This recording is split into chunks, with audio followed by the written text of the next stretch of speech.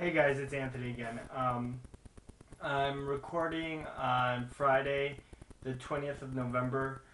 Just got home from work. It's about like 12:30 in the morning, so a little after midnight. But I thought I'd do my thrift store roundup. So funny thing is, I went to a pawn shop which I normally don't go to, called Cash Converters, and I found some stuff.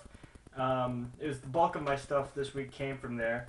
The first thing I got from Cash Converters is this game. It's called Top Gear 3000. It's for the Super Nintendo. It's a rarity of 5.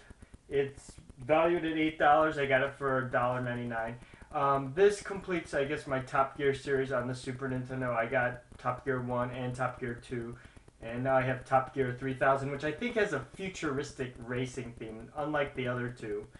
The next game I got is Balls 3D for the Super Nintendo. It's a rarity 2, valued at $5. I got it for 99 cents from Cash Converters. I don't know. It's a fighting game. It says Balls 3D fighting at its ballsiest. I I really don't know how Accolade, that's the company who made this, could call their game Balls. That's, why not call it Testes? Or but anyway, I got that. I haven't played it yet. Let's see how it is. It's like a Street Fighter where all the characters are made out of balls. Um, the next game I got was kind of surprising. It's called Exertainment Mountain Bike Rally for the Super Nintendo. I also got this from Cash Converters. It is a rarity of 6. It's worth $30, and I got it for $2.50. And I just wanted to read an excerpt from my collector's guide, but it's kind of weird. The thing is, it says Exertainment Mountain Bike Rally for use with Life Fitness Bike Unit. I guess there was a bike unit created for the Super Nintendo. It's one of the rarer games for the system, as it may have not seen full or any retail distribution. The price is already jumping up rather quickly. Try and get one now, before prices become too inhibitive. Racing, motocross, cycling. Anyway, yeah, so I did get this game. I haven't played it. Hoping I can still play it even without that life cycle, I guess, because that'll be impossible to find. I don't know, but I don't know. Hoping that this will become one of the holy grails of my collection in the future. The next game I got, also from Cash Converters, is Spider-Man Venom Separation Anxiety. This game is a rarity 1, valued at $4. I got it for $2.99. I always get confused with all these Spider-Man games. I know there was like one called Maximum Carnage and like the red cartridge, and I think there's one called Spider-Man Arcade's Revenge or something, and they're all on Super Nintendo, and I always mix them up, and I know I have 2 of them, and I think this is the 3rd. I was like wondering when I saw this, I was like, do I already have this game? But it turns out I didn't, so luckily, whew. They all seem the same to me. But anyway, I haven't tried it yet. The next game I got is Lamborghini American Challenge. Rarity 6, worth $7. I got it for $2.99. Also from Cash Converters. I don't know. It's a racing game. Lamborghinis. I really don't care about that stuff. But, adding it to the collection, of course. And the last game I got from Cash Converters is Midnight Resistance for the Sega Genesis. It's a complete game. It's got the box and instructions, and even a Sega Genesis poster. Pretty cool. It's the old Sonic the Hedgehog, and I guess like all the games that came out for Genesis at the time. It's a really cool poster. I have a couple of these, but anyway, this is sort of like this game is like a Contra clone.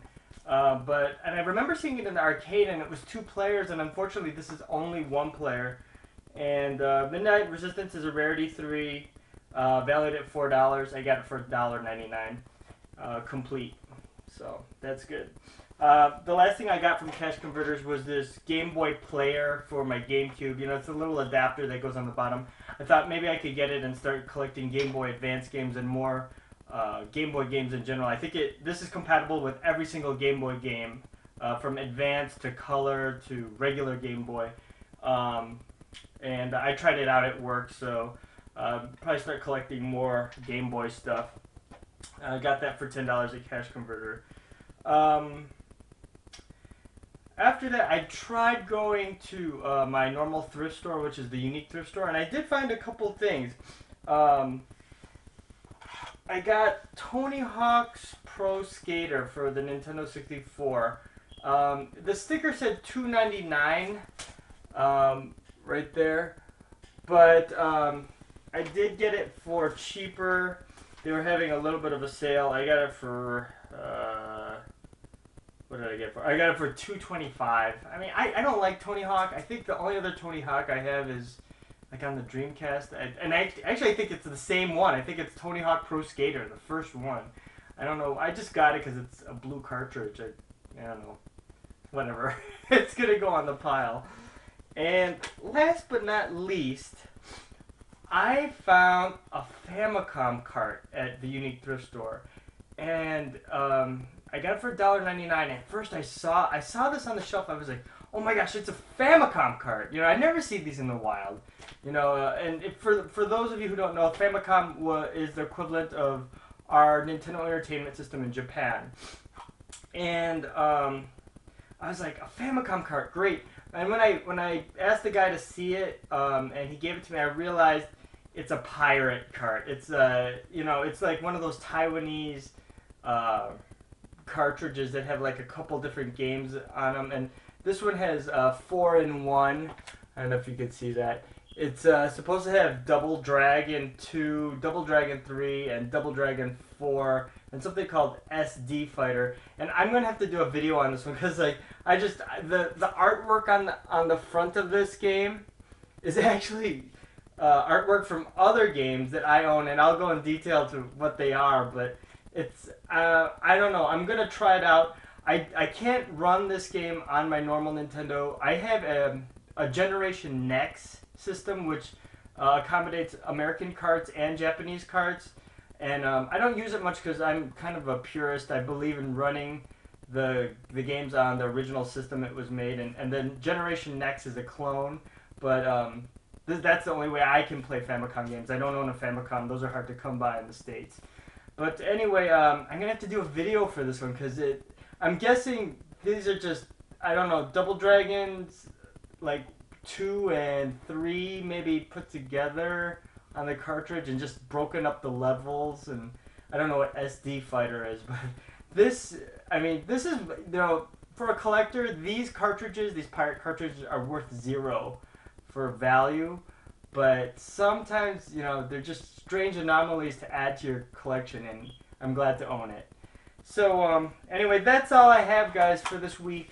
Somewhat interesting. I'm glad I found the pirate cart. It's like, whoa, don't see that often. Anyway, happy gaming, happy collecting, guys.